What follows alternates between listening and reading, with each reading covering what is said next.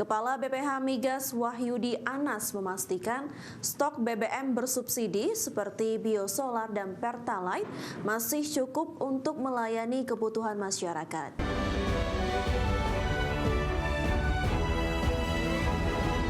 BPH Migas menjanjikan antrean kendaraan yang membutuhkan BBM di sejumlah SPBU di wilayah Sumatera dan lainnya akan terurai dalam waktu paling lama 2 hari. Kepala BPH Migas Wahyudi Anas memastikan stok BBM bersubsidi seperti biosolar dan pertalite masih cukup untuk melayani kebutuhan masyarakat. Menurut Wahyudi Anas, antrean kendaraan terjadi karena pola pergeseran konsumsi masyarakat. Dari yang sebelumnya membeli BBM non-subsidi, kini beralih ke BBM bersubsidi. Peningkatan penggunaan BBM bersubsidi tersebut membuat antrean semakin panjang di sejumlah daerah, terutama di jalur logistik Trans Sumatera. Adanya indikasi antrian, sepakat tadi adanya shifting, perubahan pola pembelian BBM non-subsidi, banyak yang pindah menjadi subsidi. Itu sesuai regulasi ketentuan memang diizinkan dan dimungkinkan untuk masyarakat. Namun di dalam kegiatannya, kalau kami keliling ke lapangan, banyak yang memanfaatkan BBM subsidi saat ini menjadi antrian yang cukup panjang, apalagi jalur-jalur logistik, kemudian Trans Sumatera dan lain-lain. Ini penting untuk menjadi dicermati bahwasanya prinsipnya BPH Migas bersama Pertamina Patraniaga berjuang keras, best effort untuk menyalurkan dan menyediakan BBM seluruh SPBU yang tersebar tersebut. Dan kami terus fokus untuk melakukan normalisasi distribusi BBM secara baik dan tepat. Berikutnya pemirsa, Kementerian Perindustrian mendorong percepatan perancangan undang-undang atau RUU kawasan industri. Langkah ini guna mempermudah dan meningkatkan investasi yang selama ini terganjal aturan. Menteri Perindustrian Agus Gumiwang Kartasasmita menjelaskan penyusunan RUU kawasan industri diyakini akan mempermudah dan mendukung iklim investasi, di mana RUU kawasan industri yang tengah dibahas bersama DPR RI akan memuat berbagai pengaturan untuk menjawab persoalan yang selama ini dihadapi dalam pengembangan kawasan industri. Hal ini diharapkan mampu membuat kawasan industri lebih atraktif terhadap investasi. Kementerian Perindustrian sendiri mencatat kawasan industri di tanah air telah menyerap 2,35 juta tenaga kerja. Angka ini meningkat 15% dari tahun 2024 dengan realisasi investasi mencapai 6.744 triliun rupiah. Hingga saat ini Indonesia memiliki 179 kawasan industri dengan total luas mencapai 101.351 hektar dan tingkat okupansi sebesar 57%. Prinsipnya adalah ease of doing business, di mana nanti akan ada kemudahan dan tentu juga dalam rangka kita membuat kawasan-kawasan industri kita lebih atraktif pada investasi. Kira-kira itu.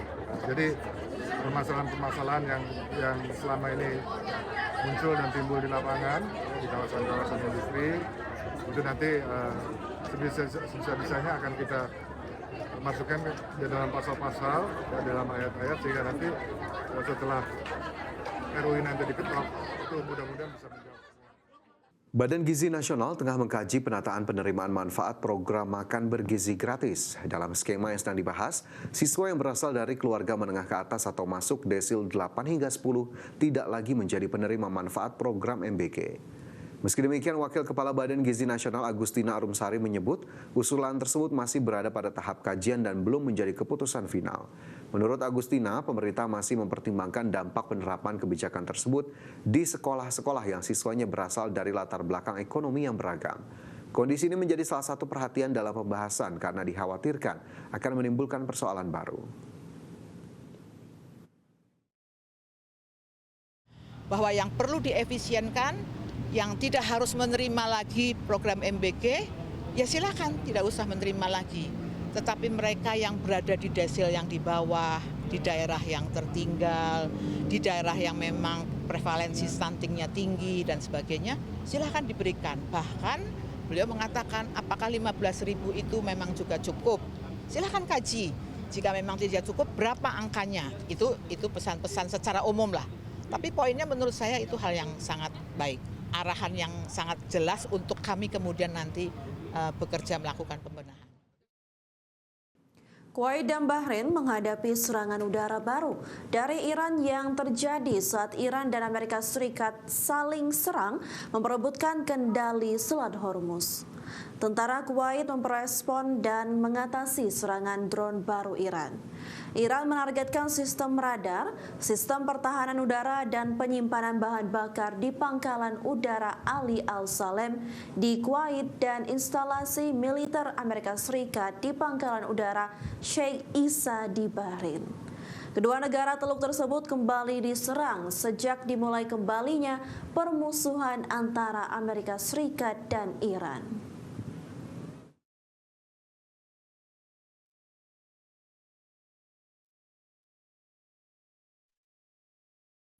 Pemirsa, kantor Kepresidenan Amerika Serikat atau Gedung Putih mengklaim pembicaraan pengakhiran perang antara Amerika Serikat dan Iran masih terus berlangsung, meski ketegangan saat ini meningkat di kawasan Timur Tengah, khususnya di Selat Hormuz.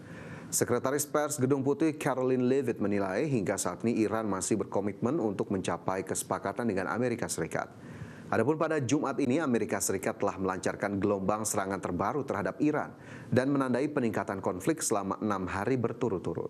Leavitt berdalih serangan yang dilancarkan Amerika Serikat terhadap Iran merupakan konsekuensi atas tindakan Iran yang melanggar perjanjian gencatan senjata. Leavitt juga menilai Iran telah melakukan teror di Selat Hormuz dengan menembaki kapal-kapal komersil yang merupakan pelanggaran terhadap perjanjian pengakhiran perang. The president about this as recently as an hour ago. Iran very much continues to talk to the United States of America and express that they want to make a deal with us because they are suffering devastating blows on behalf of our United States military. The reason, and this is important for the American people to understand, the reason for the recent strikes over the course of the last several days is because Iran violated the Memorandum of Understanding that we struck with them.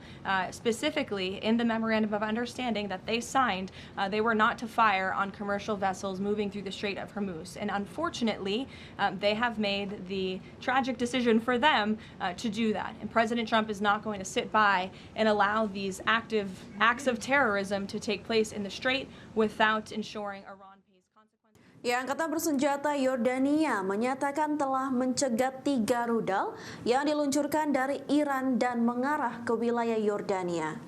Laporan media setempat menyebut tidak ada korban jiwa maupun kerusakan yang terjadi akibat serangan rudal Iran ini. Dalam pernyataannya pada Kamis kemarin, Angkatan Bersenjata Yordania mengatakan sistem pertahanan udara telah dikerahkan untuk melindungi kedaulatan wilayah udara serta menjamin keselamatan warga. Di sisi lain, Iran yang belakangan ini berulang kali menargetkan Yordania, sejauh ini belum mengaku bertanggung jawab atas serangan terbaru ke Yordania pada hari Jumat ini. Sebelumnya, militer Iran mengklaim telah melancarkan serangan drone ke pangkalan udara Al-Azraq di Yordania yang digunakan oleh militer Amerika Serikat sebagai bagian dari operasi Lightning.